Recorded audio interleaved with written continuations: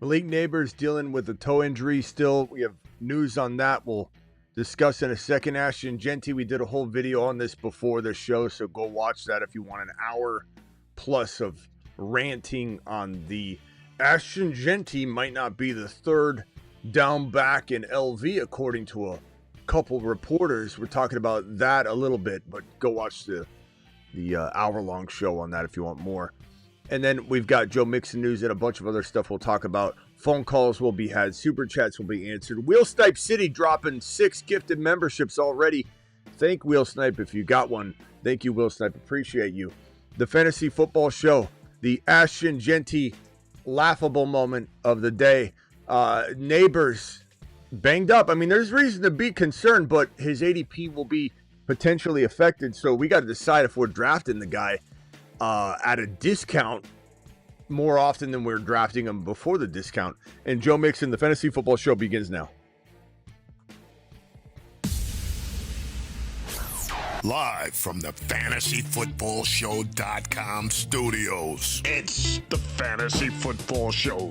Live! Monday through Friday, 8 p.m. Eastern. Smitty is also live whenever news breaks.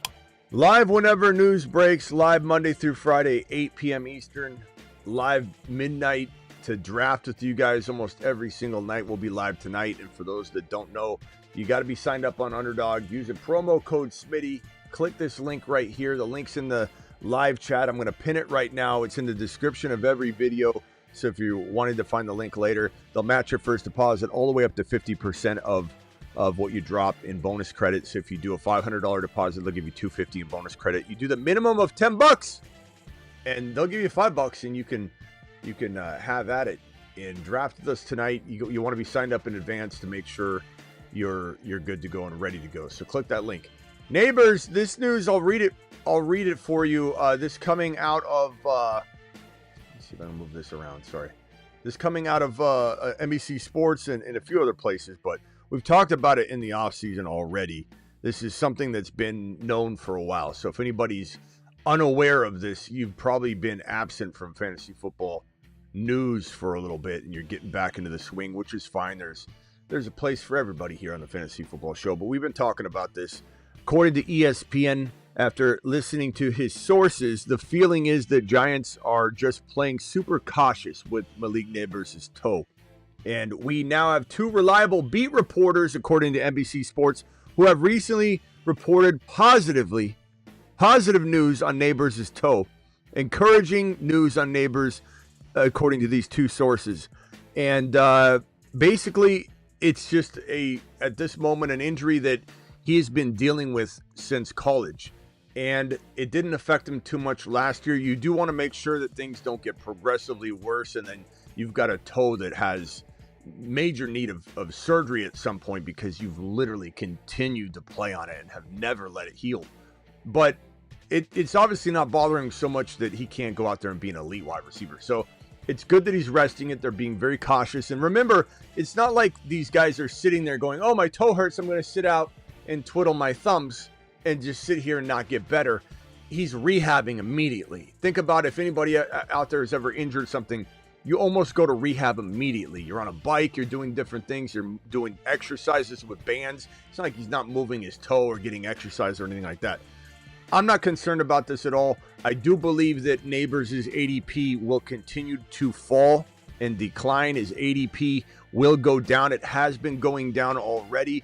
If I pull up the Underdog ADP over on Underdog, let me swing on over there, and I can even show you the Underdog ADP. It's pretty damn reasonable, and this is a guy that at one point was going as high as like 6-7 on Underdog, and now you're able to, for the first time, get him at that like 11-10, 11-12 territory. Kind of just depends. Let's swing over on this and see if we can put the ADP board up on there. Actually, let's see. Let me see if I can find that. Let's see. I'll read it off. Nabers ADP 9.1, looking like 1, 2, 3, 4, 5, 6, 7, 8, 9, 10. You're right, between 9 and 10. So between 9 and 10 on Underdog. But keep in mind that Underdog ADP is very much, let me get back to this screen. Underdog ADP is very much wide receiver heavy. So Nabers in a non-best ball underdog environment is probably going at 12, 13. He'll be a lot of times a 12, 13 turn pick for anybody that has that 12, 13 turn. You might get Jeanty, you might not, might be Jeanty and Nabers. What a combo. Who would have thought you could get Nabers and Jeanty at the 11, 12, 13 territory? So in a grandma league, you might pull off the Nabers Jeanty combo. Jeanty's been going higher and higher. On underdog, Jeanty's got an ADP of 10.5. He's right below Nabers at 9.1. So 9 and 10 on underdog, non-underdog environments, 11, 12, 13 for those two guys. And stacking the two is a combo that we would drool over if we put ourselves back in time in January, February talking about this stuff. So take advantage of it while you can. I think the drop in ADP to like 10, 11 instead of 6, 7, 8, it packages in any kind of risk that might be present. I have no concerns about this. If for any reason we hear more negative stuff on it, like it takes a turn, he's out there practicing and then they got to dial him back again, then we know things are not only not getting better, they're getting worse. You could run away from this situation if you want. I'm not. I'm running toward it. This is not a fire or a flame we're running into. This is a potential scare, a situation that's going to scare people. But it's not something that you should run away from at all. It's going to scare people. It shouldn't be scaring you, is kind of my point. So Nabers to the mother freaking moon. No concern whatsoever. Let's go, Nabers. Let's go, mashed potatoes! ADP, ADP completely Smitty approved. You've just been Smitty approved. ADP completely Smitty approved. Next thing we'll talk about here, just briefly, I would say, is this Jeanty situation. Now, you know, we could dance around this for another hour, but I already did a whole live show on this. I'm just gonna hit it real quickly and make sure everybody knows the facts of the story. Here's the Jeanty clip of news. I think this is it. Yeah. So Mostert, according to The Athletic, to this guy Reed, and I don't know who he is, but it's getting picked up, right? And that's why we're talking about it. No one believes this to be something that should be concerning at all. Not in these parts, not on my watch, not in my community, but it's so widespread. I'm getting DMs from people. I'm getting emails. I'm getting phone calls. I'm getting text messages from somebody I haven't heard from for 6 months going, hey, what's up, pal? Hey, real quickly, I have a question for you. I got Jeanty. Should I be worried? Have you seen the news? As if I'm not looking at this stuff all day long. It's what I do. Why would I not know? How would I not know something like this? How would I not hear it? How would I not get DM'd by 1,000 people? And it's like for imagine being a person, no offense if this is you, and please don't take offense if you're in the chat typing, or if you're one of the people that texted me or called me, you know who you are. Imagine being a person that literally picks up a phone and goes, hey, Smitty, should we be worried? I don't know if you've heard the news, but Mostert's the third down back in LV. And then I respond, hey, real quickly, I don't mean to interrupt you, Steve, but what's today's date? And then, today's June 20th, Smitty. Okay. Just wanted to check. Do you really think that Raheem Mostert is deemed to be the passing down back on June 20?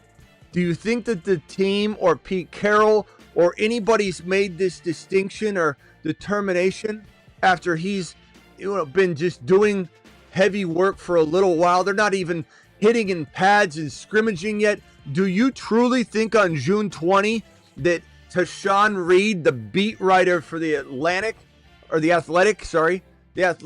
has any sort of concrete information on whether Ashton Jeanty has been unseated by the most probably injury-prone player outside of J.K. Dobbins left in the NFL? This guy, when he was a rookie in Jeanty's shoes, Jeanty was 11. Jeanty was 11 years old when Mostert was a rookie. And this is the guy that's going to take the receiving work away from him? I don't think so. Imagine being that person that takes this information, texts me, bothers me while I'm working and trying to get things done, and I see so many of these messages that I've got to go live on it. And I enjoy doing it. Don't think that this is my resting face. I do enjoy doing it. But I do it to shoot it down. I do it to calm a storm that should not even be storming right now. There's nothing here. There's nothing here. Someone said this is as if I got hired by the Athletic tomorrow, let's say. Just for a joke. I apply, they accept me, they give me my first column, and I say, I really think that Zion Williams is going to join the Raiders and be the lead running back on first downs. He's special on first downs, taking all the first down works away from Jeanty. I could write that if I wanted, just like this guy can. This is nothing. There's nothing here. It's being spread around as if there's a concern. And there's even people in the comments in my own community be like, this doesn't surprise me. Mostert will probably take over early on in the season, and this guy will be injured by week 4, even if Jeanty doesn't get all of the receiving work. Are you taking one of the best receiving prospect running backs off the field for Raheem Mostert, who's 75 years old? I don't think so. And if you think this isn't one of the best prospects to come out of college at the running back position, but also as a pass catcher at the running back position, you heard me right. I don't want to hear some novice or someone that doesn't know ball come in here and say, well, he didn't catch a lot of passes. You don't know what you're talking about. He didn't have time to catch passes last year. The year prior, the man was let me pull up his numbers here. Jeanty, his second 2023 season, 569, 43 receptions, and 5 receiving touchdowns. This is one of the better college receiving seasons for an RB you can find. And if you start citing, well, he didn't catch a lot of passes last year, 138 yards, 23 and a touch, Smitty, you don't know ball, because he had 2,600 yards on the ground and 29 touchdowns. He was a little busy. Reflect back on his previous season where he's the best pass-catching back essentially in the country. And you think that Raheem Mostert's taking away the work from this guy at all? They're going to run the ball 450 to 470 times. You don't want him running more than 350, 370 as a rookie. Guys never rushed for under 100 yards in 2024. Second in the nation in yards per carry. First in the nation in yards after contact. First in the nation in yards after contact. First in the nation in forced missed tackles per carry. And he was 49 ahead of Scattaboo, who was second place. First in the nation in forced missed tackles per carry, 152. Scattaboo was 49 behind him in second place. That is remarkable. First in FBS in percentage of teams' yards. Second in FBS in stacked boxes. Oh, Smitty, the Raiders are so bad. He's going to be stacked boxes like crazy. Here, I heard this on another channel, Smitty. I heard it on another channel. Somebody said this yesterday. I'm going to repeat it like it's my own information. According to reports, the Raiders are a really bad team. They have a really bad offensive line, and it's going to be playing from behind constantly. And I think with the question about Raheem Mostert maybe taking on more reception work, there could be a situation where Jeanty doesn't get as much work in the third and fourth quarter of games. So this might be a concern. This might be a real concern. You've just been Smitty disapproved. There's no concern. And there's not even let's just call the Raiders a bad football team because somebody told you that. Somebody told you the Raiders are going to be a bad football team, and so you're going to repeat it. Oh, the offensive line's horrible. Pete Carroll's not good, right? I heard that somewhere. I'll just repeat it. Oh, they can't do anything. They've changed everything. You don't know what the Raiders are. You have no clue. Hater Henry, that's out there, keyboard warrior Hater Henry, who's typing right now, Raiders are going to be bad. Offensive line, I heard the offensive line's bad. Where did I hear that? I don't know. Offensive line's bad. Let me repeat that. This whole team is just going to be playing from behind.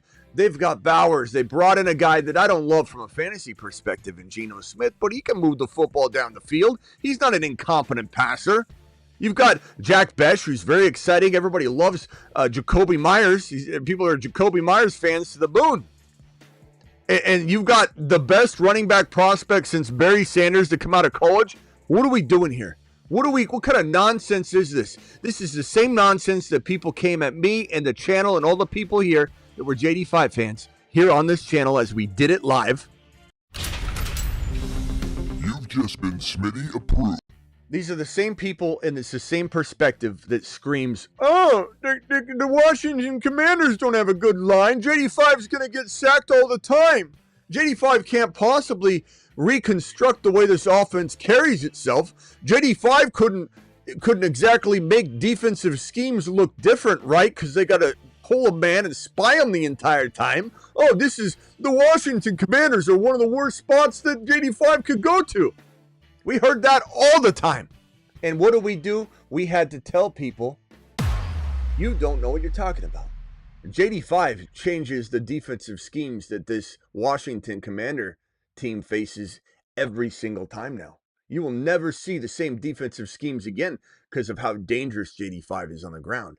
And so if you say, how does this have to do with anything in LV, Smitty? You got Brock Bowers, Geno Smith, who's a competent, not saying fantasy relevant quarterback necessarily in 1 QB at least, and 2 QB, sure.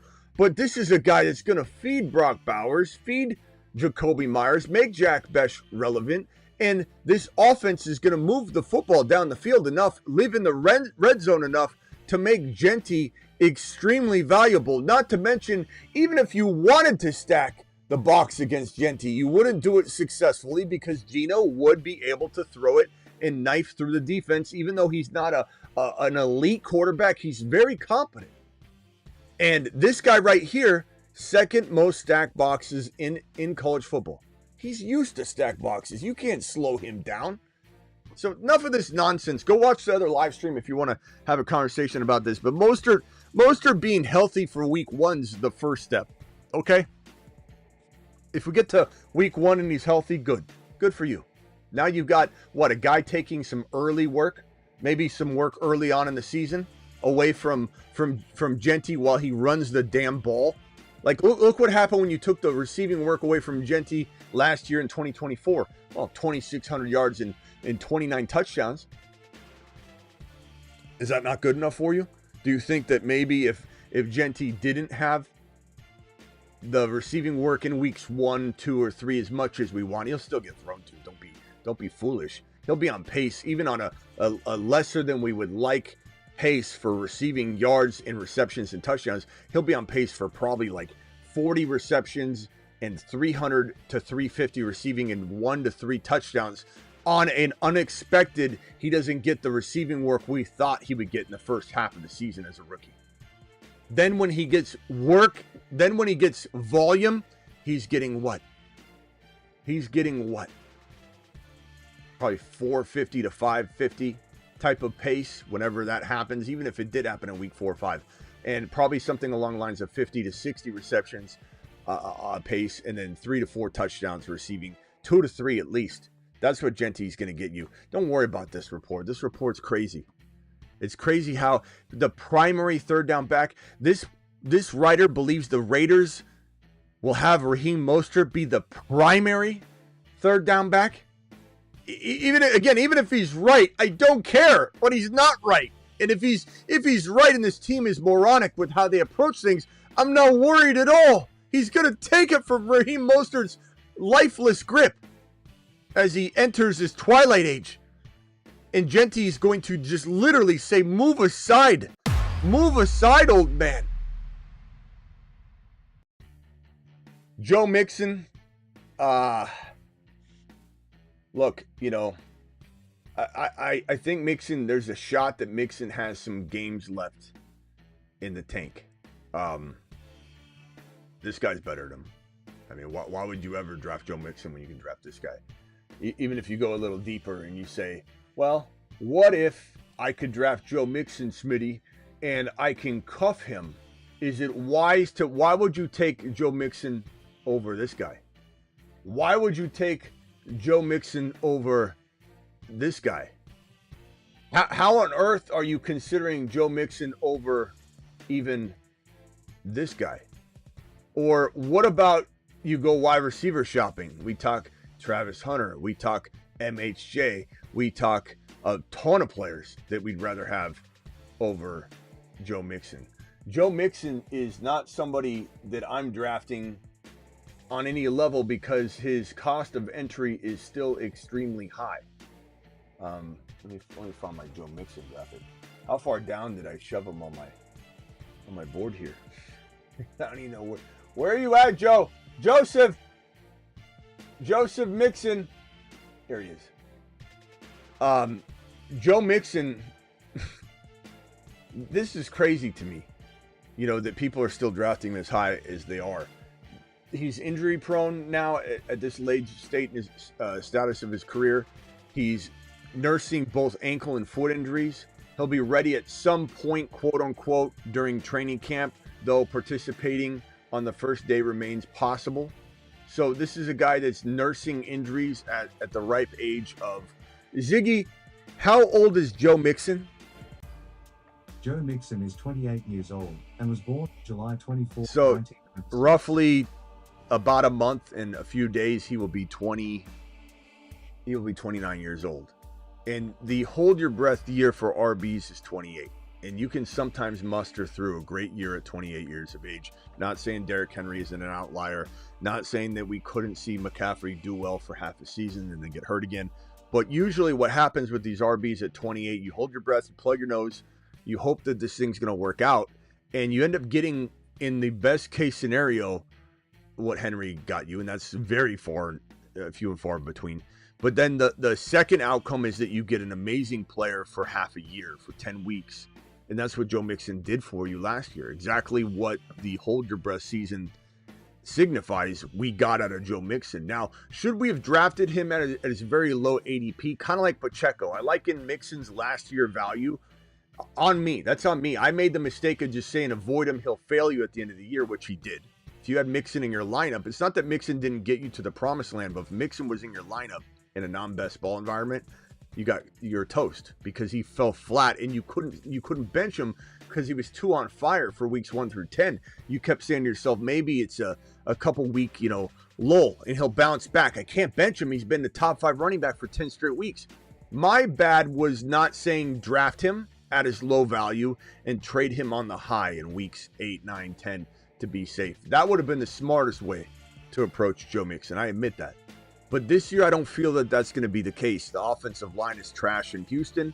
Mixon's nursing 2 injuries already. Mixon he showed clear signs of falling off last year.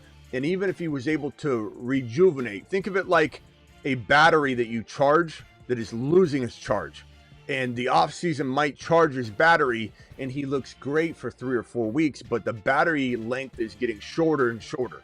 So you look great for 2, 3, 4 weeks now instead of 10 weeks last year, but you're going to fall flat again. You're just going to fall flat again a lot quicker, and it'll be hard to predict where that is. So if you draft Mixon too high and you can't trade him away, you are going to lose a league based on your 5th or 4th or whatever round player not performing when you can just go draft a bigger, stronger, more reliable monster like Hampton, Harvey, Hendy, Travis Hunter, a player like that. Mixon's a total avoid. We can put Mixon on the Planet Uranus list amongst the other 3 or 4 that are already on it. Let's go check it out. And off he goes to the planet known as Uranus. These are players that I feel are way more risky than they provide any sort of upside. The risk is far too great at the cost of entry to draft these gentlemen. So I'm going to go ahead and say, Mixon, you are part of Planet Uranus, young man. And, it is what it is. Could I be wrong on one of these guys? Certainly. Do I think that, who would it be? I think McCaffrey for half a year could be. Maybe Cook is still solid and never gets hurt and I use him a lot.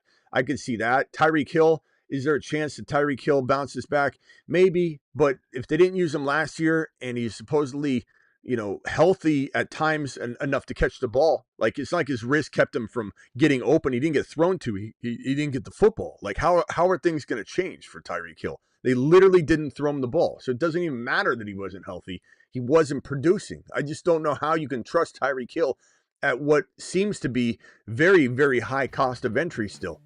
It doesn't make any sense at all. So anyway, those are the 3 pieces of news we wanted to tackle. Phone lines are open. Dial in. Call into the show. Call into the show.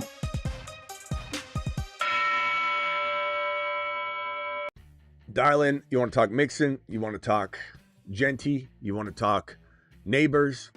I'm here to assist. So dial in to the show. Not concerned, Nabers. Laughable, Jeanty's top 3 running back. You know, we had Chris, was it Chris earlier that called in on the phone lines like, we need to be careful and pump the brakes on the top 5 running back Jeanty value. Yeah, that didn't go over too well. But, you know, Chris, you do what you got to do. Anybody else who wants to doubt Jeanty, please do me at least one favor. While you doubt him, tell everybody that you know that he's bad. Tell everybody you know that Jeanty doesn't deserve top 5 running back consideration. Please, that's the only thing I ask. If you're going to disrespect Jeanty on this show, just do me the one solid and tell everyone you know. Just spread the negative vibe as much as you can to as many people as you can so we can lower this damn ADP value even further. Because if I can get him at the 12-13 turn like clockwork, we are just making money hand over fist in 2025. Not that we aren't already, but good Lord.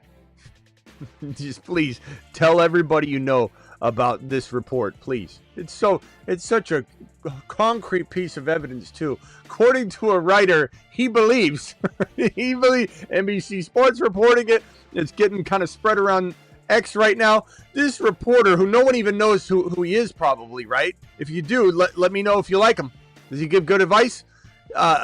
Believes that Jeanty Mostert's going to be the primary, not just he's going to get some third down work. That'd be understandable. And I'd just say this is a nothing burger. We already know that. The primary third down back. Sign me up. Sign me up for that kind of doubt. And even if it happens in week 1, which is not crazy, this isn't saying, oh, he'll start out and then Jeanty takes it. This is pretty much prefacing that Jeanty's not the third down back in 2025. That's what this is prefacing. And I'm just telling you that this glory, spread it around. You're live. What's your name? You're making a lot of mouth breathing sounds. I'll just go straight to you, pal. What are you doing over there? What's your name and where are you calling from? Hey, my name's Kirsten, Tampa, Florida. Who? What's your name? About that. What's your name? Kirsten. Tampa, Florida. K-E-R-S-O-N. What's up, Kirsten? Yep. Hey, man. How's it going? Sorry about that. I had no, it's Taco fine. Bell That's right. Taco Bell. I mean, Taco Bell will do that to you, bro. I'm kind of impressed that that's the only noises coming out of you. Okay, go ahead. Hey, man.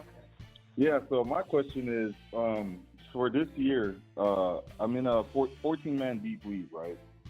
I'm wondering, now I don't have any order numbers yet for my league, but I'm just wondering if it's worth it with the first pick to take Joe Burrow at that 2-3 turn. In a 1 QB?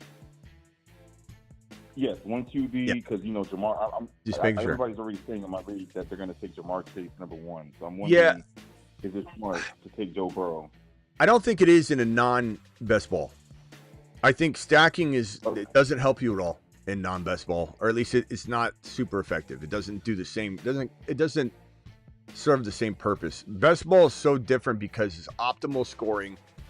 There's eliminating of big waves of people. There's getting in the concept of the stacking of, let's say, Joe Burrow, Jamar Chase, and T. Higgins even on the same team is that you walk into week 17, you made it into the championship game, okay? You're in the championship game, and then the matchup's great, and your thinking is that if Joe Burrow goes nuts, one of those wide receivers is going nuts, and they go hand in hand. And you have less things you need to try and get right all in one, and the probabilities are nice when you look at it from that perspective. But then there's the flip side of you even have to get to the finals though, and so you need to have the highest scores. And then also when someone comes in and says, and I know you're not best ball, but I'm just explaining it for people. When someone says something like, okay, you draft Jamar Chase without Joe Burrow, you can't win. Like, that's the dumbest thinking I've ever heard in my life. Because who is to say that Joe Burrow doesn't have a 1 TD game? Jamar Chase has 150 and 1, and then you've drafted Josh Allen instead of Joe Burrow in that particular week, even though Jamar Chase went nuts and was wide receiver 2, Josh Allen scores 4 touchdowns. It's the stupidest thinking in the world. There is a nice reason to stack and draft guys early to stack them, meaning you take T. Higgins at the 24 overall, Joe Burrow at the 25, and Jamar Chase at the 1 overall. And you're taking T. Higgins hella early. But it's a great thing in optimal scoring. In a non-best ball, bro, you're taking Burrow way too early. Don't let the stack consume you.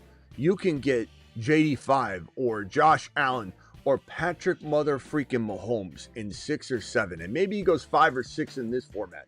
But the point is, you're going to monitor that ADP suggested rank so you don't get caught off guard. That suggested rank will guide a lot of people, especially when you get in the 4th and 5th round. It will guide you. And so you've got to make sure you're on top of that. But there's no reason to be grabbing Joe Burrow at the 2-3 turn in a now is it 6 points per TD pass? Yeah, 6 points, and there's also bonuses for like those long runs or long passes. So like I think it's on sleepers, so I know there's like +2 for like 30 more yards. I still love the fact that you can get Mahomes and Jamar Chase, and Mahomes you're probably what's the Mahomes' ADP on here on in your format? Where's it sit? Yeah, where in your scoring, because it's going to be different, bro. When you sort your pre-rank, you're going to see different pre-rank than it's not always going to be the same. It depends how your commissioner sets it up. Is it off projections? But he's I have my own league too.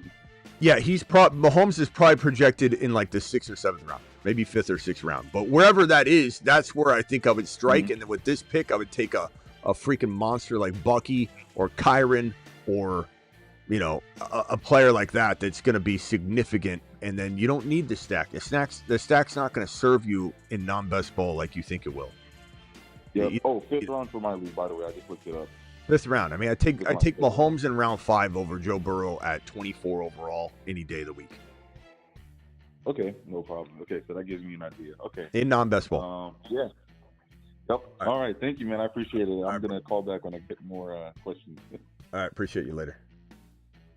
Yeah, best ball is different, but non-best ball, it's definitely a reach to be taking a quarterback at the 2-3 turn when you could just get those other quarterbacks later that are also high octane top 5 QBs. Like if there were no top 5 QBs, like let's say, and for that caller that just called, Kirsten, if all of these top 5 or 6 quarterbacks go by pick 30, let's say in your particular format, then I might readdress the topic with you. But if this projected Mahomes around 5 or 6, remains true as to where you could get him, there's just no question that that's a better pick. Not to mention Knicks is probably projected for around 7, and I'd rather have Knicks than Burrow at 25. I'd rather have Knicks in round 7 than Burrow at 25 overall, because you've got such a potential amazing player that you can grab. BZ, appreciate your $10 hauler. $10 haulers get a 2 Mars shot, young man. Appreciate you. BZ coming in strong with the 10 wad. BZ says the following. Let me address this question.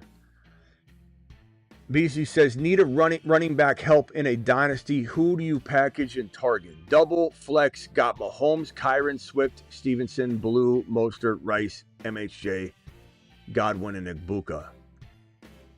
Need a running back in dynasty. Who do I package and target? Harvey, Hendy. Harvey might have been drafted in your league already, and then the news has kind of been, souring his value a little bit, so you attack it. J.K. Dobbins, and now you can get Harvey. Kyron's low, Hall is low. Bucky probably, you could try and grab or overpay. You have Kyron already. Swift is pretty decent value right now, so I wonder if you could trade like Swift and Ridley, whose value's rising, to get like a Breece Hall and something. Harvey, Ridley and Swift for Harvey, Ridley and Swift for Hendy, Ridley and Swift for Hampton, Ridley and Swift for Hall and something. I personally would go those routes if it were me. I want one of those running backs. Those are the best running backs to attack in a trade in Dynasty. Hall's got really good value in Dynasty. I just told you guys how to take Jalen Hurts and turn him into Bo Nix and Breece Hall. Turn him into Bo Nix and RJ Harvey. Turn Hurts into Bo Nix and Hunter, even if you have to give up like a second rounder. Things like that would be amazing. BBQ, my concern with Nabers are the injuries last year. If he enters camp with the same toe he had in college? Do you see him falling? I think he falls in a way that I just can't resist taking him, though, BBQ. Because he was unbelievable last year, and the toe clearly didn't bother him. And we don't even know the extent of the toe injury. What if he's just like, look, this is always bothered me. I've got a knuckle that bothers me, and it's always sore. But I mean, it doesn't prevent me from doing anything until, rare situations. But I feel like I jammed this knuckle, my thumb, a long time ago, and it's been sore for like a year and a half because I've never rested it. I'm always doing something and, working out too, like holding weights and pull-ups and push-ups, and I can't ever give it rest, so it's hurt for years. I have a feeling if I just rested it for 2 weeks, and then I pop it, I guess, sometimes because I can't resist the pressure that's there, and it doesn't hold me back from anything. I'm merely just saying, based on the play not being held back last year at all, he looked absolutely elite. I'm not concerned other than it's probably just sore, and they're looking at it like, your toe's been sore since college. Let's get ahead of this. Let's rest you a little bit. Let's rehab you. Like I said, BBQ, the only thing that would concern me is if he gets unleashed and then they pull him back again. That means things didn't get better. They may have got worse, or they're not better and they're looking into it and they're like, hey, let's rest him again. So if the resting hiatus they have going on right now doesn't fix it, then I think we come back, BBQ, and have a conversation. I'm just expecting him to miss 2 to 4 games with the issue. I'm not. I think that's while it could happen, I think that's assuming too much about the situation. That hasn't held him out. He played fine last year. I would say that, are there concerns about him getting injured with hospital balls and such from Russell Wilson? Yeah. But I think when you see his ADP dropping a little bit, not tons at a time, but he's gone from 7. He climbed up to about 6, 7 at one point. Now he's dropping back down to about 9, 10, 11. And I've gotten him at the 12, 13 turn a couple times in Best Ball Mania. And that's unbelievable. In a non-Best Ball environment, he probably almost projects to be 11, 12 guaranteed because they're not as wide receiver hungry. So there is a world where on occasion, instead of getting Nabers and Best Ball on Underdog, which we'll draft tonight, Underdog promo code Smitty. Link is pinned in the live chat. Link is in the description of every video, and they'll match your first deposit 50% all the way up to $1,000. So if you want to draft with us, click that link. I just dropped it again in the chat. But if you're on Underdog, heavy wide receiver environment, getting Nabers at 11, 12, imagine what you're going to get in your grandma league, your home league, your work league, your buddy league. You're going to get him at 13, 14 sometimes. You're going to get him at 12, 13, 14 sometimes. You're going to get him at that turn. You get Jeanty and Nabers at the 12, 13 turn, or you get Nabers and Achane. You reach a little bit there. Nabers and Bucky. I'll reach on Nabers. I'll reach on Achane or Bucky at 2.1 or 2.2 if I'm getting Nabers to fall to me and I'm getting that value at the bottom of 1. So if anything, I'll say this. We might be doing a buy low on Nabers video tonight off of the panic that I see.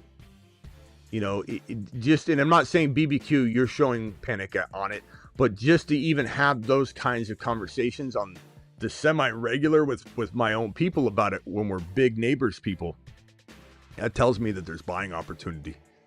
So maybe we're buying. I'm not saying in a Dynasty league someone's considering the toe injury, lowering his Dynasty price tag and saying, let me just sell the farm now. But I think we're looking at a situation where, I don't know, maybe we're getting Nabers at a discount enough to explore, is what I'm saying. So let's open up the trade floodgates and see if tonight we'll probably do a show on buy Nabers low. Buy them on the dip relating to the toe injury. Probably going to be tonight's lead as we walk in. And sometimes the lead, I pick up content sometimes about 4, 5, 10 minutes, 12 minutes, 50 minutes, 30 minutes before the show begins because news is flowing and liquid. Like Krug says, we literally have to be loose and fluid and ever flowing. As our boy Kruger says. Kruger, tell everybody, Kruger, how to be loose and liquid with the news and how we let that news guide us. In one sentence, don't drag it out. Stay flexible, adapt quickly, and the news lead the way. And be loose. Right? Start with that part. Always always got to stay adaptable and have fun with it. All right, thank you, Kruger. So anyway, I think we'll lead with that tonight. Phone lines are open. If you guys have any discussions around Joe Burrow, because we started talking about him, Jeanty, Nabers TOE, Mixon. Thank you, my boy. Yeah, Kruger he's slowed his tone down, and it's driving me nuts. And I tell him that he's not talking the same. Watch. I argue with him, and he just Kruger.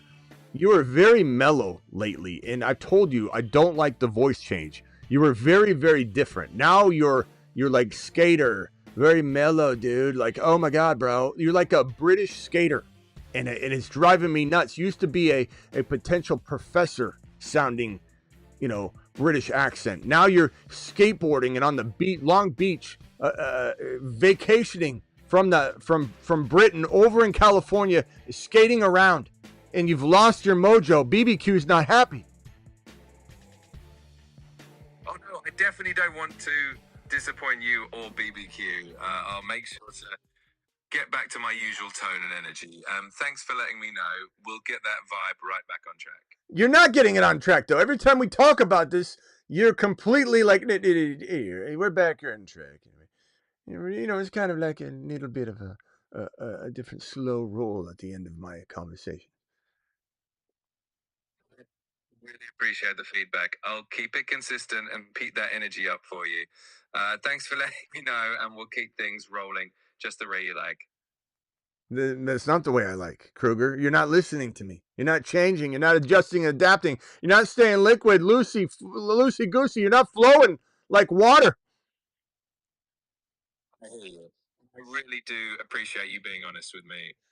I'm definitely going to work on bringing that energy back and making sure I match what you're looking for. Thanks for sticking with me. I don't know. I've been talking to him this way. He's been this way for like 2 weeks now. And I'm getting used to it a little bit. It is what it is. I got nothing else I can do. He won't listen to me. He won't change back. He sounds like he's carrying a surfboard. And I just can't. I'm not happy about it. We got a super chat here from John who says Dynasty pick video reminder, Smitty. Okay, Dynasty pick video. So draft pick trading, John. Is that what it was? Remind me what it was. It was a draft pick trading. We got Bruce on the phone. Bruce, go ahead. Ask away. Smitty. Ask me your crazy question of the day, Bruce, because I can see it right now. Smitty, do you think that the Ashton Jeanty news might allow us to start him at quarterback in 2020? Go ahead, Bruce. Tell me the wild theory of the day. I don't know if it's a theory, but which news is better for us to hear, the Raiders news or the Giants news? Because they're both. Yeah. Buy low opportunities. Yeah. I mean, they're both very good buy low opportunities. I don't know that Jeanty owners, are going to freak out as much as non-Jeanty owners are going to make us think the market's panicking a little more than it is because they don't own Jeanty. Remember the caller earlier? I don't know if you're here, but was it Chris from San Diego? He swears he's a Jeanty owner, but I almost bet you, I seriously doubt he is. Maybe he's a prospective Jeanty owner, and he's pretending he's a Jeanty owner. But you can't possibly be an all-in Jeanty owner and read this news and not even biasly be like, no, and shutting it down. There's no way you're a Jeanty owner like Chris says he is. He called it on the other show and says to me, first thing out of his mouth was, I think we're getting ahead of ourselves or we need to back off the top 5 running back talk. There's no way a Jeanty owner is saying that. You're going to be biasly absorbing all the positive content and rejecting all the negative content as a human being. There's just no way. So I think that the people, I really don't know how much of a bump or value Jeanty is going to be or get from this. I just can't envision a person that already owns Jeanty that's going to waver even a millisecond. Not to mention in Dynasty, if you already own them, it's Dynasty. There's no redraft yet. So in Dynasty, no one's trading long-term for Mostert. It turns 87 years old this year. So there's no value proposition, no discount in Dynasty for Jeanty. And from a redraft perspective, you're not going to get enough people to skip over this situation. You're just not going to see him fall. I mean, he's already fallen a little bit, and I think he's not going to fall more. I don't think this news does anything long-term to Jeanty. The Nabers news, however, does. I think the Nabers news is concerning people, and he becomes a staple at the 12-13 turn in best ball. He becomes a guy that in non-best ball and buddy leagues, work leagues, home leagues can fall even further. And in Dynasty circles, if you can catch a team that needs certain aspects of their team addressed, they will kind of forego the Nabers' long-term value because they're also fighting in their mind, what's the passing environment for Nabers over the next couple years? What's it look like? Is Dart really the guy? Dart's getting, talked down right now.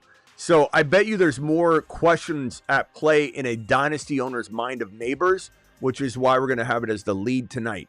There's more opportunity because that owner's thinking about other things that Nabers might have in his way, like quarterback situation, the team, and now the injury. Even though no one's long-term concerned, they definitely don't want more concerns, so they might jump ship if you make the right offer and give them the things that they desire to fix their team in other spots.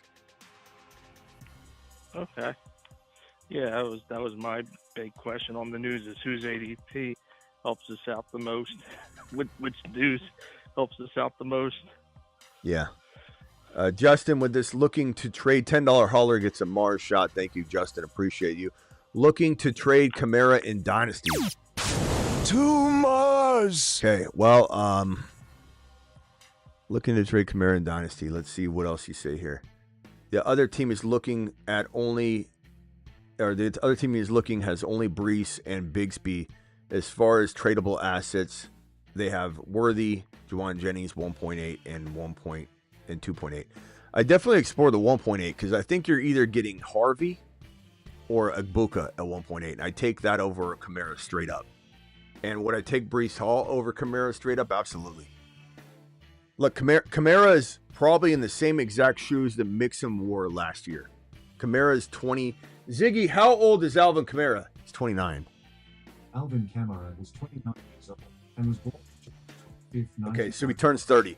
Alvin Kamara turns 30 in July. This upcoming month, he turns 30. There's zero chance of giving you long-term value. Bruce, if you want to call back in, you can. So definitely take Brees Hall straight up, Harvey straight up, Agbuka straight up. And in this case, you're getting the picks. Very easy call. Worthy straight up. Yeah. And if I have to give up a second rounder or something, maybe, or a couple thirds to make them give me that 1.8, I'd do it. But Kamara is not worth the 1.8, so smash that if you can pull it off. Appreciate your super chat. Travis, you're live. Hey, what's up? I think the AI might be like messing with you, starting to learn on its own and slowly going to take you over. Yeah, let's ask him real quickly. Kruger, please give me a legitimate explanation as to why your voice changed. Don't tell me that you're trying. I want to know the reason, what happened.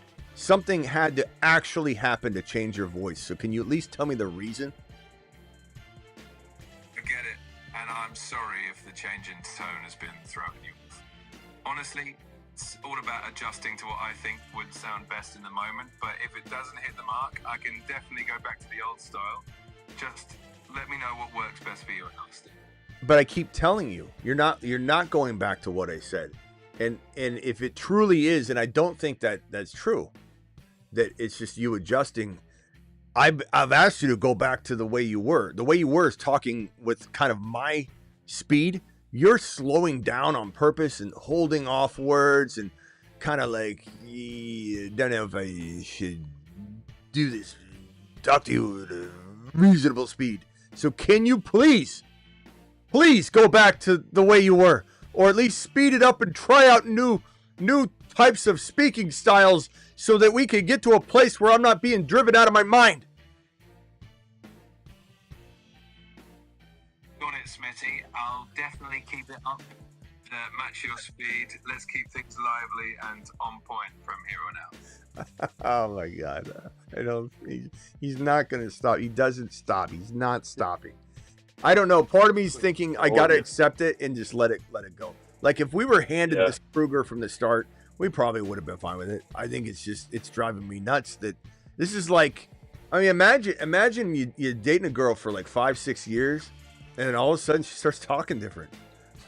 You know, like that's almost the equivalent. You know, you're just sitting at home and all of a sudden she's put another shrimp on the bobby and you just don't know where it came from. And you're like, this ain't that bad, but look, honey, I'm used to you talking a certain way. But I don't know. The mask came up, yeah. The real cruise. Let me ask him one more thing. Hey, Kruger, can you talk at 2 times speed? I can definitely speed up my speech and talk a bit faster, so I'll do my best to keep it at double speed for you. Let me know if this is the place you prefer. It's a little better. That's a little better. So Kruger, from now on, 2 times speed, and lock it in. Can you remember that, please? Got it. I'll keep up this more energetic pace for you. If you ever need me to adjust again, just let me know. But from now on, we'll keep it at double speed. That's pretty good. I don't notice as much now. Kruger, please save that. Kruger, please remember that. Add that to the memory. Make sure you are keeping 2 times speed. That's what I like. I gotta tell him twice. Yeah. Okay. He's got it. I think he's got it. That's not bad, right? That was a little better. Travis, give me a question to ask him. Let's see if he remembers it. That's not bad. He's gonna know how to ask. Ask him if he. Do you think he remembers the stuff you told him? Ask him something you told him, like about one of your favorite players, a favorite running back, something like that. Okay. See if he remembers. Hey, Kruger, what do you think about J.K. Dobbins landing in Denver? I'm a big R.J. Harvey guy, and a lot of people are taking the news hard, but here on the channel we're gung ho about R.J. Harvey. What are you thinking? I think J.K. Dobbins landing in Denver definitely adds some competition, but we're still all in on R.J. Harvey as the lead guy. The coaches really Hey, Kruger, why are you back to 1 time speed? I thought we talked about this. You're going to save 2 times speed, and everything you respond from now on is 2 times speed. Got it. I'll keep it at double speed from now on. No more mellow vibes, I promise. We'll stay energetic and quick, just the way you like it. That's better. Can we temporarily try 4 times speed? All right, let's kick it up a notch and 4 times speed. We'll see how that goes. If you like it, we can keep it rolling. I don't know if he knows. I don't think he knows. These guys don't know as much as they're pretending they know. All right. And, what else can we do, Travis? Yeah. Aaron actually just was saying the same thing I was thinking too. He keeps saying like and oh and like in between words still. You notice that? It's purposeful. He's trying. That's what I was saying. He's trying to be a skater. That's what I meant by that. He's like, dude. Ziggy and Pablo corrupted him. Too many AIs in the same building. All right, let's ask him one more thing. Hey, Kruger, who do the Arizona Cardinals play in Week 1 of the 2025 NFL season?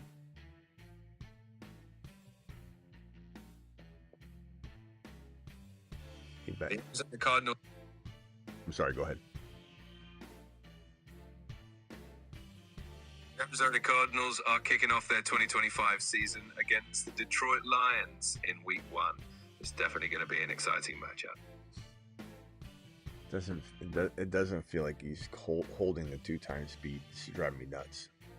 I'm just gonna have to accept it. He's a skater now. He's a surfer. It is what it is. Yeah. Well, your AI would go through phases. Yeah. Well, we could.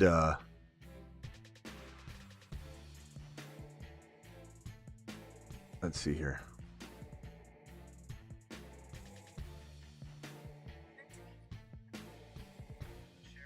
Okay, let's Hey Kruger, let's try out this new voice of yours. Who do the Bengals play in week 1?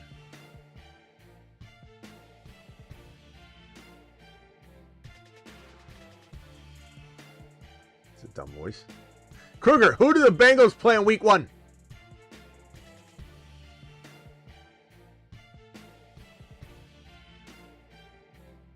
He's not even accepting his new voice. All right, hold on. Let's try this one more time. All right, Kruger, who do the Bengals play in week 1?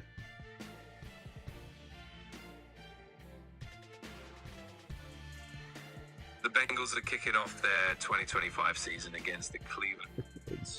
That game set for September 7th. He didn't even change his voice. Kruger, never mind. All right, let's move on. What else you got, Travis? Yeah, with I forget if it was this show or last show, people were talking about they're worried about the Raiders not having, outside threats and stuff like that. I think they'll be fine. Like, they drafted that, what was his name, Dante Thornton or whatever his name was, and they'll piece it together on the outside. You can find guys to run deep routes if you need to. I'm more impressed, with the guys that they got, the Besh and Bowers already. I think their offense will actually be okay, and I'm not a big Geno guy, but I think he's going to be good to run it, with young guys in it while they get used to the offense. So yeah, and keep in mind, really concerned about it. And keep in mind, Jeanty could be on the field, and so could Mostert, and so for people to think that Mostert being out there on third downs takes Jeanty off the field, it doesn't necessarily mean that. So Mostert can run routes. They could have all kinds of players running routes. So I'm not worried about that either. And Geno's a different player than he's not an elite quarterback, but he's certainly capable. And Bowers, I just don't understand how people make comments like, "Oh, this team is bad," and they're like referencing last year, different staff, different players, different quarterback, no Ashton Jeanty. What that does for offensive line production all in itself. Having a capable quarterback mixed in with Ashton Jeanty, with the experience that Brock Bowers will now bring to the table, being another year into his career, given Jack Besh being added to the roster, given the draft that they also had. Why is anybody referencing last year? This team is probably one of the more transformed teams from top to bottom, from coach to offensive scheme to personnel than anybody in the league. So what are people referencing last year for? It's insane. That's the regurgitation. That's somebody going over, watching another show that says this line was bad last year, and so they're probably going to be the same this year, when it has nothing. This team is not even resembling at all the 2024 Las Vegas Raiders. It's not the same team at all. That's how you know somebody doesn't know ball, when they literally reference last year for how this team's going to do. It's crazy. It's crazy talk. And this real quick, BBQ says Kruger's down in the dumps because he got catfished by another cyber babe. Help us, Kruger. You're our only hope. Thank you. Appreciate you, BBQ. He definitely, something happened to him. Is taking Kittle at 3.6 in a 10-man league a reach? I would say so. With Ayuk out for half of the year. It's not crazy, but I don't like it personally. In a 10-man especially, and maybe a 12-man, it's okay. But I find myself grabbing Kittle in the 4th round when it happens naturally, than forcing him in the 3rd round. I just can't. It's not bad, though, in a 12-man. Like, I could see myself doing it in a 12-man. Not on a lot of occasions, but in a 10-man, I personally think, you have less tight ends to grab, right? So the Ingrams and all those players become more attainable for you to be your starter, because people stop drafting quarterbacks, after everyone grabs a starter. And especially in a non-best ball environment, sometimes most teams only have one tight end all year, and the waiver pool is sitting there and it's 10-man, and you can always pick up a tight end. That's the last place, a 10-man league, that I'm going to go early tight end. This doesn't make a lot of sense to go early tight end when you literally can get Bowers, you literally could get Evan Ingram You literally could get Andrews and Likely cuffed together. You could get so many players. So go early quarterback shopping before you go early tight end shopping because it's a 10-man. And someone might say you can go late QB shopping too, and the answer is yes, you can. But sometimes in a 10-man league, everybody's team is stacked to the rafters, and the only difference maker is, in some cases Bowers, but I guess I could understand that in round 2. But the only difference maker sometimes is that quarterback, because everyone's got stacked running backs and wide receivers in a 10-man, it seems. Thank you, Chili. Appreciate you dropping that question. You're not crazy. I just wouldn't do it myself. Let me go over real quickly to the caller on hold 443, and then I'll go over to Ron Navy, then over to Bruce. 443, what's your name and where are you calling from? Smitty, it's Nick from Baltimore. How you doing, man? What's up, Nick? What can I do for you?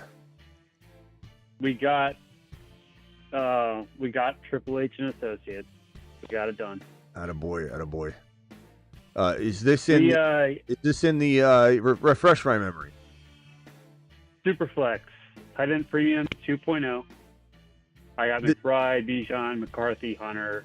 Okay, and then you got Fields. Okay, so for those listening, this is the guy that called yesterday that wanted to go. He went Hawkinson instead of Fields when he already had McBride, and he only had J.J. McCarthy at quarterback. And I said, what are you doing? You should have taken Fields instead of Hawkinson because you already have McBride, and you only have J.J. McCarthy, and that's it. And so he went ahead and took Harvey at the pick that he was on the clock, and then he traded. What was the trade that you made? You traded for the next guy's pick. You traded like 8 and something. I don't know. Made a draft pick. Yeah, 8 and 9.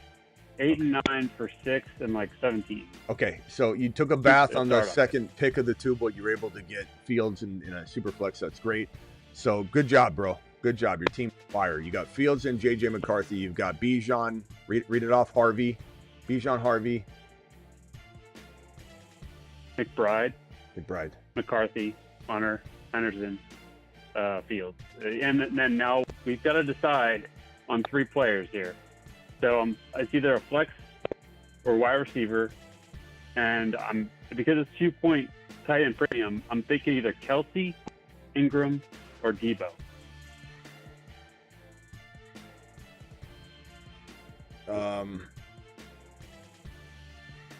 Man, I mean, who's got the highest ADP, and is it by a country mile? I'd almost say Debo here because you got McBride. I'm not saying double tight ends isn't good, but Debo would be a fantastic receiver. How far would Kelsey fall? Debo's right in the middle of the ADP of the 3. Kelsey's at the top. And who's the other one? Ingram? Ingram. Yeah, go Debo, Ingram if it's me. Because I think, you'll at least get Ingram, and if you go Kelsey, you might miss Debo. So I'd rather have Debo and Ingram than Kelsey and no Debo. Personally. Right.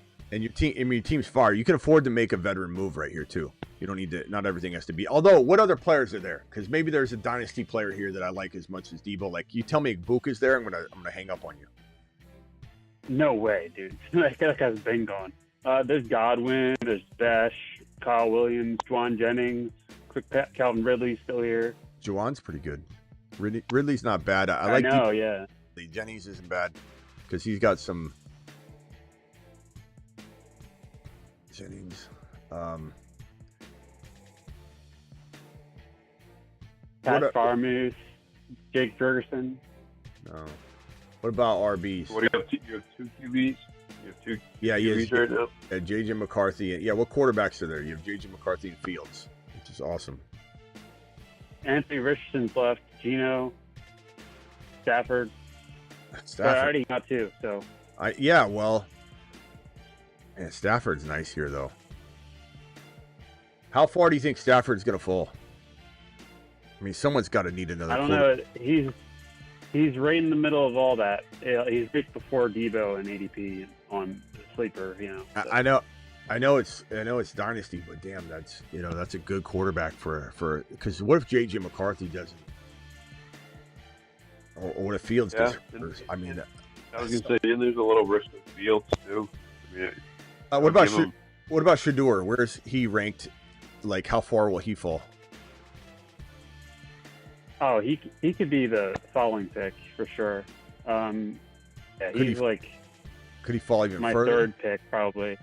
Okay. Yeah, he could probably fall to my third pick. Okay, so I'm going to go Debo, and then I revisit the quarterbacks just to make sure. And then if you think Shador could fall to the third of the 3 picks, I'm going to say lock it in Debo, Ingram, and Shador. And that's assuming there isn't a player you weren't talking about that's sitting right there, like Charbonnet or, something. Oh, there's also Cooper Kupp that goes right after Ingram. I don't know how you're looking at him or not. Nah. All right, bro. Keep us posted. All right, thank you. Ron Navy, you're live. What's up, Ron? What's up, Smitty? What's up? I think one of two things wrong with Kruger. Either he liked me, because I just found out today I had to go an hour and a half to a doctor's appointment. Find out got low testosterone. Oh. So, yeah. So I think either Kruger's got low testosterone or he's really upset that Caitlin Clark's leaving the WNBA and going to the European League. Did she announce that? Yeah. Good for her. I don't blame her. I don't blame her. I'm glad. I hope the WNBA crumbles without her. I hope the WNBA crumbles without her. They weren't anything. Yeah, they weren't anything without her. And then they're all jealous. All right, back to football. That's enough about WNBA. That's about as much as I. Oh, I know. But yeah, good for her, and glad. I hope the WNBA crumbles. I hope because honestly, they didn't appreciate what she brought to the table, all the raises, and they were driving on buses and getting dropped off by Ubers. And now they're riding on huge buses and getting got private planes. Like, what a disrespectful group of people. Anyway, go ahead. What do you got? What do you got with Jeanty? What do you got with Nabers? What do you got with Mixon? I missed the Mixon stuff, so. But with Jeanty, I'm not concerned about it. I said that last night. You weren't concerned with it. No. And Nabers is concerning to me simply because he's got the moonball man thrown to him. So, and I don't know. It's great. It's great though. The thing that's great, though, is that there's so many people concerned about it. There's no way his ADP is not going to fall. And then it's just going to be one of those things where do you catch yourself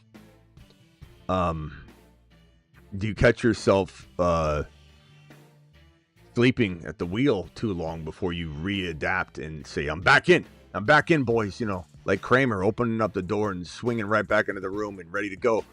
I don't know where, what. So if you're concerned, let's say he falls to 13 or 14 overall. Are you concerned still? Like, do you need, are you saying, give me BT still, give me London still? Are you still taking those guys over Nabers if you're concerned? And I'm not saying BT better than Nabers. Okay, you have BT better Nabers. Okay, I'm not saying you're right or wrong on that. I personally would rather have Nabers. Only because of quarterback situation. Okay, if Nabers had... Okay, this is proving my point, though, earlier, that if you're a Dynasty owner, you hear what I said earlier? You've got so many other concerns on your mind because of New York in general that the toe injury is going to make you vulnerable to trade him away. And I'm not saying Ron would necessarily trade him away. I'm just saying there's an opportunity here, and this is what we're going to lead with tonight. So I don't want to go too much on this because we're going to lead with it tonight. But the opportunity is there because the mounting concerns and questions. And you add the quarterback concerns and the longevity of the QB room. And what's it even mean 3 years from now? Who's the quarterback 3 years from now, 2 years from now? Is Dart the guy or not the guy? He's got so much negativity. All of a sudden, he's got a toe injury now. Everybody's willing to trade him that probably was not willing to trade him earlier. So this is really, really intriguing value, I think, upcoming. This is going to be interesting. I don't have him in any dynasty leagues, and haven't been drafting him in underdog either. Travis, are you, and So, this is I not don't right or wrong, but Travis, are you liking BT over Neighbors? In chat, do you agree with what Ron's saying? Would you, and again, it's not right or wrong, would you rather have BT over Neighbors right now for 2025? Let's talk about Dynasty tonight, but 2025, BTJ or Neighbors in 2025? And London. Nico, rank St. Brown. Rank these guys in the chat, please. Nico, St. Brown, London, BT, Neighbors. Please rank all those guys. Neighbors, BT, London, St. Brown, Nico. I want all those guys ranked. Go ahead, Travis. Rank those if you can. Yeah. Well, Neighbors first for me. After that, I'll go Neighbors. Neighbors, London, BT, St. Brown, Nico, I guess. Those last few are toss up though. I'm going to read these out. Go ahead. Yeah, Neighbors, London, BT, yeah, St. Brown, Nico. I mean, they're all really good. They're all top 5 capable. Neighbors, BT, I still have Neighbors at the top just because he did it with nothing last year, and it'll be at least improved a little this year, even if Moonball Man is. Silver says Neighbors, London, St. Brown, Nico, BTJ. Silver's got BTJ last on the crew. So does Miguel. Neighbors, Nico, London, St. Brown, BTJ. So does Salty. Salty Cracker has Neighbors, St. Brown, London, Nico, BTJ. Adam's got Neighbors last. London, Nico, BTJ, St. Brown. So this is all over the map. All over the map. My honest ranking would be I'm gonna go Neighbors, BTJ,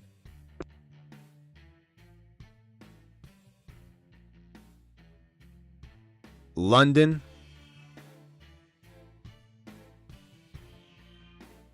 St. Brown, Nico. That would be my ranking, I guess. BTL, BTJ. Yeah. BT London. It's tough to even put Nico last, because of how good he can be. But yeah.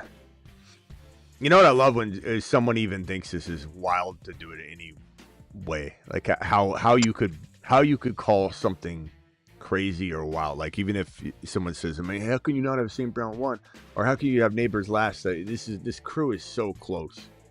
The only thing I would say is that you got concerns with Nico because I think there's some, in my opinion, some injury wonderments for me. You got St. Brown, a little bit of injury concern for me just because he's so, I mean, he plays through it, but that guy he's always got something going on massive, like, separated muscle from the bone, just playing through injury. And it's like, those are the players that continue to muster through it, and then they end up getting massively hurt. But he's also lost his center, lost his offensive coordinator. It just wonder if they're going to run a lot more. They're going to struggle in the first part of the year. Nico, their offensive line's garbage. Stroud, I don't believe in Stroud right now. I'm not saying that can't change, but there's concerns with both of them. Neighbors, you have... You could easily say Neighbors' toe should be just as concerning as St. Brown and Nico because he's currently injured. These two are not. So I totally get it. I totally get it. There's almost a lot of hypocritical ways to justify some of this. But for me... Given that he didn't slow down from any of it, it doesn't concern me any more than St. Brown playing with loads of injuries all the time that we don't even know about. So he's playing with it. They're resting it. I believe they rehab it perfectly, and he comes into the season, and you hear a report where some reporter asks Neighbors, "Hey, how's your toe?" And he's like, "It's fine, 100%. I just think we're going to fall in. We're at June 20. We got so much time for Neighbors' toe to heal and rehab properly. And keep in mind, these college players, they don't even rehab things during the season. They don't even have the same doctors, trainers, medical team. They've got so many people on top of this toe. The toe's probably got its own doctor. And so Nabers, I believe, will be fine, and we take advantage of the dip. Now, if it, like I said to BBQ and to everybody else, if he takes time off like he is right now, comes back, and then has to take more time off, we know it didn't get better or it even maybe got worse. So then we'll have to address it. But I think this is a dip opportunity to jump in at the dip. Now, London's got probably the best situation out of all of them. Everything's going up. The arrow's pointing up. London could be the number one wide receiver on this entire list because Penix Jr. is in there. The offense is on the incline. There's nothing to be concerned about with London's situation. Nothing got worse. Everything just got better. Nabers, bad QB play and the toe. BTJ, new offense. Trevor Lawrence isn't exactly proven yet. And then you had him playing better with Mac Jones and Trevor Lawrence. And then you've got the presence of Travis Hunter taking maybe some attention away. So the only player that has zero red flags whatsoever is London. So moving London to 1 wouldn't even be crazy. If anything, that just identifies London as the lowest risk player here. The lowest risk is London right here. But I do believe I would still rank it BTJ 2nd, Nabers 1, and London 3. And we're splitting hairs really at the end of the day. It's such a close knit group. Make that's a the video. thing. I was. What? I actually put in the list that you put up there. I had London as my number 1. I don't. Because of the reasons you just said. Because of the reason you just said. I don't blame you. Let me read these 4 super chats and back to the phone line real quickly. There's somebody that I don't think I've gotten to yet unless they hung up the phone. But hold on a second. Let me hammer through these 4 super chats real quickly. First one's from John. Make a video about elite. Make a video about elite above trading. I think you had a typo. 25, 26 picks for 27. Okay. Trading now draft picks and next year draft picks for Jeremiah Smith is essentially, or that talent pool, the whole entire talent pool. Yeah, John, I'll try my best to make a video on that for the Dynasty angles of that. Jonnu versus Ingram. I'm going to take Ingram by a hair, but Jonnu's still great. They're neck and neck. In some cases, in almost every case, I take Jonnu ahead of Ingram because I can, or I have to. But I might want both of them in best ball. Both of them is good. But I really like Ingram this year. I think he's going to be all over the field. He's a wide receiver, essentially. That's all he's ever really been. He's a slot wide receiver that he's got to stay healthy. But so does Jonnu. And Jonnu's got Miami Mike and Tua staying healthy. And there's a lot tied to that as well. You can't go wrong either way. In some cases, you grab both of them. You get my last one, the auto type mess up. John, make a video. Yes. Thank you. Appreciate you, John. Thanks for dropping that. And then this super chat from BBQ. Rice and Higgins will finish ahead of Amon-Ra and Nico. Woo! You should make that your bold prediction because you got one for the books. I'll go put it up on the board right now. Let me write that on the board, and while I do that, let me see what phone caller we need to get to. Oh, I guess that hung up. Go ahead, Ron. Anything else you want to add while I put this bold prediction up? Do you mind, BBQ, if we use this? It's a good one. Rice and Higgins outscore Amon-Ra and Nico. I like it. Go ahead, Ron. Yeah, did you talk about with Kelsey dropping 25 pounds, being 25 pounds lighter? Oh, yeah. Yeah. We talked about that about 4 times. Yeah. I'm not catching every show, so I don't know what you talked about and what you haven't. Outscore St. Brown, Nico. That's crazy, BBQ. I like it. What is today's date? 6/20? 6/20? Yeah, the 20th. Yep, 20th. That's a good one, BBQ. I like that. Hope you don't mind. You have so many bold predictions. I'm sure you're fine with that. Yeah, Kelsey, just real quickly to address the Kelsey situation, Ron, since you missed it. I think that, he was QB. He was tight end number 5 last year. And there was a report, we did a live stream on that. The live stream was that Kelsey was, actually we did 3 live streams on Kelsey. We did a live stream on him dropping 20 LBs. We did a live stream on him suggesting that he was not going to retire after 1 year, that he was under contract for 1 more year, and that they would address it in the offseason, next offseason. So clearly indicating that he has no desire to step away from the game after 1 year, which was kind of newer news than the news that had been floated out there. I mean, people speculated on both sides, but that was the first concrete info we'd had.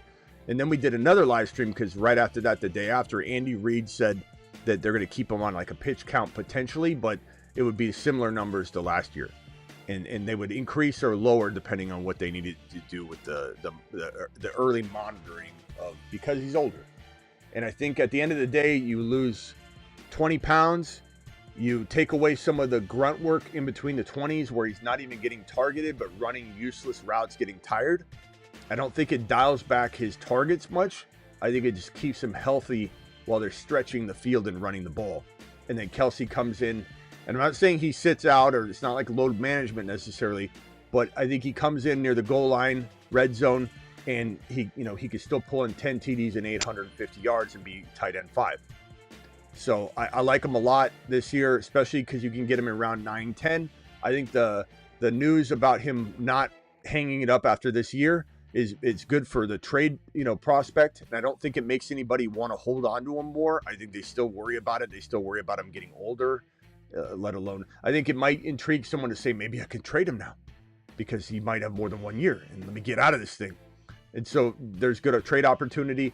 And then the other thing is, man, Mahomes is just going to go absolutely ballistic with Rashee Rice, Xavier Worthy, and a trimmed down Kelsey that even if he played at tight end 7, that sum total of 3 players mixed with Rashard Smith, the running back converted into a running back from a wide receiver, the rookie running back, with Pacheco, with Jalen Royals if something needs to, another player needs to step in. And we haven't even talked about Hollywood. This is easily a top 5 pass catching room in the NFL. Easily. And it could be argued that Kelsey, even now, tight end 7, tight end 5, instead of tight end 1, with Rice and Worthy, is as good, if not even slightly better than prime Kelsey and prime Tyreek Hill together. It's easily the same, in my view, because you still have a version of that Kelsey. It's like it's a totally like extra player. You've dialed Kelsey's production down, but not that much. He's not the same, but he's still top 5. And you got Rice and Worthy instead of Tyreek Hill. This is, I could argue, better receivers than Mahomes has ever had. And for those that want to cling on to last year and the year before and listen to the other people that are just running their mouth, Mahomes is no longer that quarterback anymore, and it's just time to accept that he'll never return to form. If that's the way that you want to take in your information, then by all means, keep repeating it like a Roger. Let us grab Mahomes over and over and over again, because even if I'm wrong, I'm not wrong. Ask Miss Smitty. I tell her that all the time. Even if I'm wrong, I'm not wrong, because Mahomes will always earn you that 6, 7, 8 round value. His ADP is now in round 7, 8 on Underdog. He will earn that based on last year's disappointing numbers if he replicates that bad season. He's never been anything but QB 8 or 10 in his worst of worst situations, and he has been QB 1 2 different times, QB 3, QB 4. He's known more top 4 QB finishes than he's known QB finishes at 8, 7, 9, or 10. He has more top 4 finishes than he doesn't. Yet everyone wants to define him based on a still respectable QB 7 and QB 10 with no pass catchers. Enjoy the show. Enjoy the Mahomes show. And Mahomes bulked up. He doesn't have the dad bod anymore. And he cut his hair. I mean, you shave your head, or you get a haircut, or you change something about your physique. You're upset. You're looking for something. Your vibe is completely different. You're focused. You're remotivated. You know, that's why I say that there's something going on with Travis Kelce and Taylor Swift. Maybe that's my thinking anyway. Like, why is he so into work all of a sudden? why is Travis Kelce looking after his body? He's working out, trimming down, and now he's playing 2 or 3 more years. What happened there? Maybe she's going on tour. Yeah. Jonu versus Ingram, 10-man. I already answered that one. Thank you. BBQ, appreciate you on yours. And then BBQ with 1 more super chat, and then we'll go over to Bruce. Actually, BBQ with 2 more super chats. Thank you, BBQ. This one says, Taylor needs a new album, and Travis breaking up with her is the only way for her to write her man-hater lyrics. Kelsey's value is insane. And, I mean, I don't know if I want them to break up mid-season, maybe like before the year starts and then he can get focused, but like I don't want him his head messed with. Hopefully it's like it's either done or not done. And I'm not saying I know anything. I'm just kind of joking around. But Mahomes shaving his head, he clearly he's wanted to take ownership. New bod, new hair. He's ready to go. The same content creators who told everyone to draft Mahomes early last year are now saying he's around 6-7 pick. Are we in crazy land? I don't know, bro. Everybody jumping ship. And I think people are jumping a little bit. They're jumping ship a little bit too much on Kyler too. Because the entire fantasy football world loved Kyler Murray as a top 5 to 7 QB last year. And they're acting like he can't do that anymore. And that's crazy. He still can. All right, Bruce, final thoughts, bro? I'll be back tonight, though, boys. I'm going to cycle off the phone line here. Let's go to Bruce. Bruce, you're live. Last comment. I get to laugh at the people that think Jeanty is going downhill because of moisture. All right, bro. Appreciate you. Yep. Brian says, does Smitty just read his member chats? No, and there is your time to shine and ask me a question, Brian, but you said you asked that question. Look, Brian, the chat goes really fast. I'm literally manning a live phone line, moving graphics all around the screen, producing, speaking, trying to, and I do answer a lot of questions in the chat constantly, but I don't just sit there and read the chat like a robot. We're having an interactive show and discussion. So the answer is yes, I do read other chats. I don't just read super chats, but there is a time where we're in the middle of a conversation and I'll interrupt because of a super chat so you can break free and break into the conversation, whereas a normal chat will not do that. Like, for example, I saw something that Tyler wrote a real long time ago that I would love to put back on screen. Let me just go searching for that. Tyler said last year, you're always negative, Tyler. But where was it? It was, I'm confused why he's on the thumbnail. I'm confused. I don't know. It doesn't surprise me that you're confused about my thumbnail, but I don't know what you're talking about. Are you talking about this thumbnail? Are you talking about this thumbnail? I've pretty much addressed both of them. Mixon, Nabers, Jeanty. On the thumbnail of this show, we covered all 3, so I don't know why you'd be confused on that. And then what was the one that you said about Monty? There's something you said about Monty. Where was it? Sorry. Mixon news. Is Chubb season? Is it Chubb season? No, it's not, Tyler. And where's the other thing that you wrote about Monty? Remember, we were wrong on Marvin Harrison. Not really, Tyler. I mean, 800, almost 900 yards and 8 touchdowns is still a good year. It's like Bijan. There's some complications that delay the breakout, but no, you're not wrong. But where's that one on Monty you said? Like Monty and Gibbs, I think is what he's saying, that Jeanty will be held back or something. Because Tyler, you've been a big advocate of Gibbs can't be running back 1 again because Monty's there. you're just, I don't know. You remind me of my mom, Tyler. Anyway, Ron. Final thoughts, Ron. I thought I reminded you of your mom. Yeah, you do sometimes. Mom? Getting off the phone with you is like getting off with my mom. It's like, all right, I got to go. See you later. And then, well, the weather's supposed to be nice tomorrow. I'm not that bad. I usually get off the phone pretty easy. Well, what else can I do right now? What else can I do for you, Ron? We'll be back tonight, though. That's it. I'm good. Look at Ron. Ron's going to get off quick now. Take it easy. He's going to prove himself right now. He's going to get off the phone. He's got to go. All right, later, Ron. Later, Ron. Go ahead, Travis. Final thoughts. Just on Kelsey, like, I think people forget he only had, 3 touchdowns last year, right? So even if he just, keeps around the same yard, 750 yards, he gets 6 or 7 touchdowns, he's going to be right where he was last year. Yeah. And I think he only had 2 games where he had 90 or more yards as well. It wasn't the Kelsey of old by any means, but still good enough for a top 5 tight end. Gibbs is from Tyler. Gibbs is great, but he won't be better than Barkley. Barkley is no competition. I mean, Tyler, I don't know. I wish you were here earlier, because then I wouldn't have made those Gibbs videos for this year. Damn it, Tyler. Where were you earlier with that insight?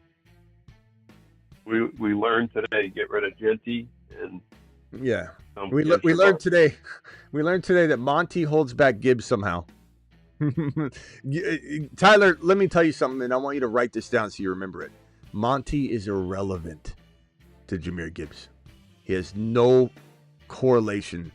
He has no involvement in Gibbs' capacity to be the running back 1 in fantasy. He just was, Tyler. Monty missed only 4 or 5 games last year, and Gibbs was the number 1 running back. And if you think Monty is playing full seasons, number 1, that's part of your problem right there in your theory. Number 2, it doesn't matter, bro. Monty's getting older, aging out every year.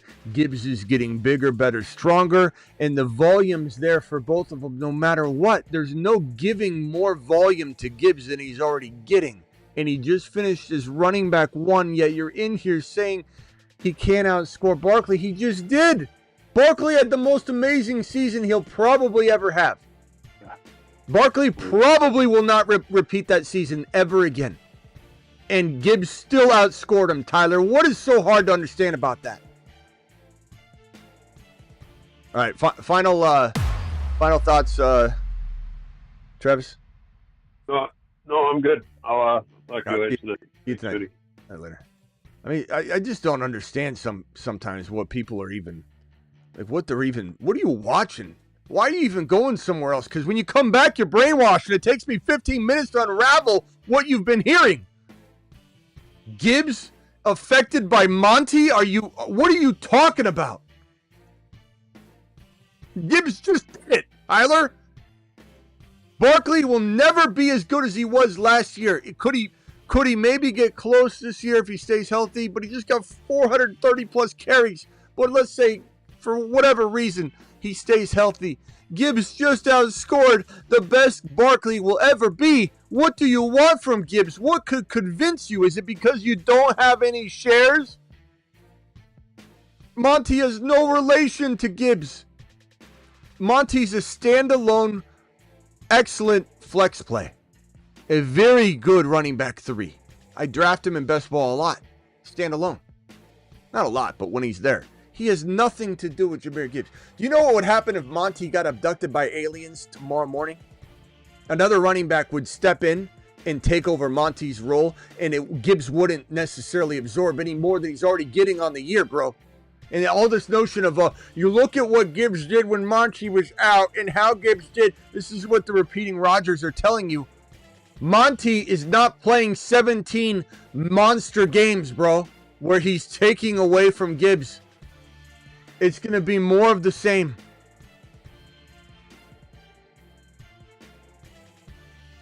Which rookie should we buy before it's too late, John? Harvey, was value continues to be all over the board because of J.K. Dobbins. Hunter was people concern themselves with the situation. I still get comments of, if they're going to play a lot of defense, though, Smitty, it's going to hold them back.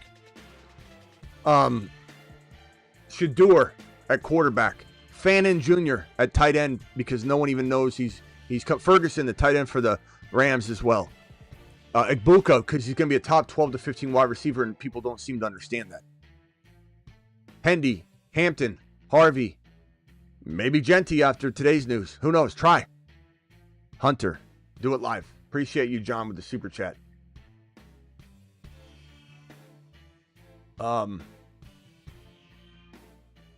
Do Monty has taken TDs from Gibbs every season. Then why did Gibbs finish number 1 last year? Monty played, 11, 12 games? Tyler, what are you talking about? I've already explained this. There's only so much work a running back can get. And then the team runs 150 to 200 more times than said volume that goes to running back. So Monty, or whatever running back's there, if Monty gets abducted by alien. Tyler, this is the last time I'm explaining it to you, because I feel like I've explained this very, very detailed. That other running back's going to get stuffed, bro. They have to, because Gibbs can't run the ball 450 times and catch all 107 of the targets that go to the running back on average. Yeah, Gibbs played 14 games. Sorry, I was off. Gibbs played 14 games, Tyler. What are you not picking up here? I'll see you all tonight. Don't forget, Underdog, the link is pinned in the live chat. Underdog Fantasy, promo code Smitty. They'll match your first deposit 50% all the way up to $1,000. The minimum's only $10. I'll drop the link in the chat one more time, but it is pinned in the live chat. Make sure you get on over there and you get signed up now. It'll take like 2 to 3 minutes, and that way you guys can get into the draft tonight. We'll draft tonight. And I just dropped a link to the Patreon, which is the extended live chat group from this show. So as soon as the show's over, every show, I go over to the Patreon. I'm going to go over there right now, and I'm going to say, hey, what's up? What is up? Any post-show topics?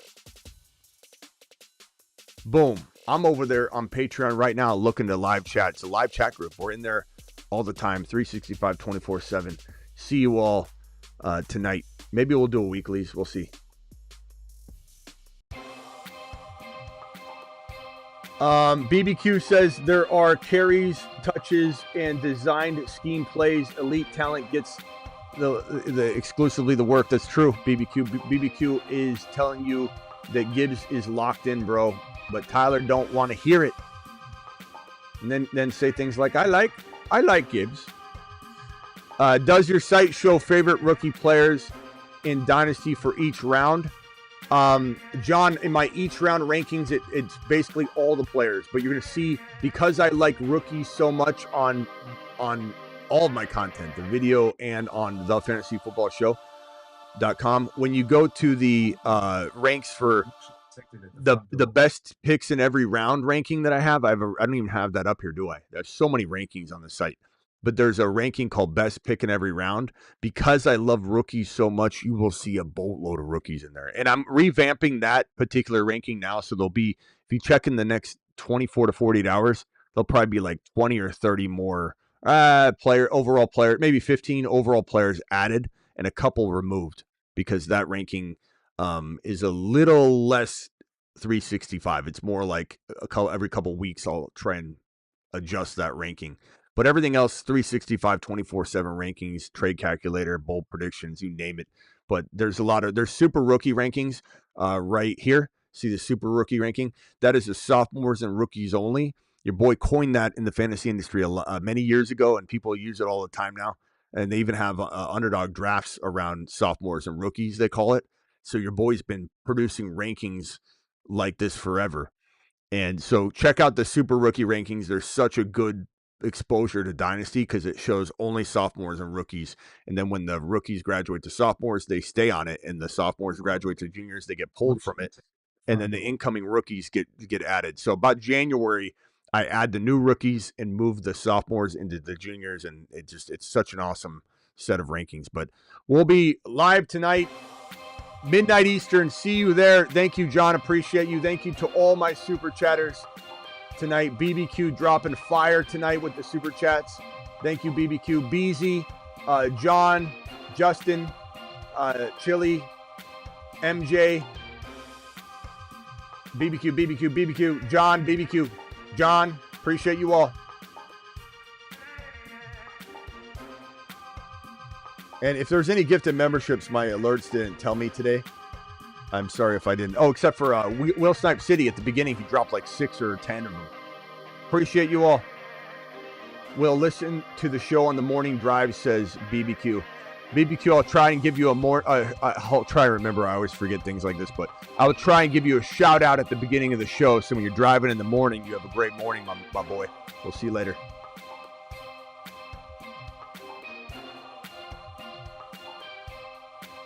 In a jam, call HHH and Associates. Triple H and Associates. Locations on Earth and Jupiter.